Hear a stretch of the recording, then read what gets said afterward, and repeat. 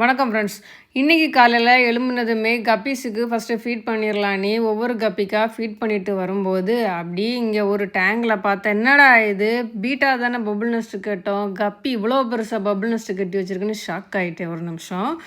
அப்புறமா இது என்னடா டிஃப்ரெண்ட்டாக இருக்குது, கப்பி பபுள் நெஸ்ட்டு கட்டாதே அப்படின்ட்டு என் ஹஸ்பண்டை கூப்பிட்டு காமிச்சு இது என்னன்னு கேட்டேன். அவர் சொன்னார் ஏதாவது தவளை அல்லது வேறு ஏதாவது பூச்சிங்க ஏதோ இது பண்ணி வச்சுருக்கோம், எக் ஏதாவது வச்சுருக்கோம் அல்லது குட்டி ஏதாவது இருக்கும் அப்படிங்கிற மாதிரி சொல்லிவிட்டு எடுத்து வெளியே போட்டுரு அப்படின்னு சொன்னாங்க.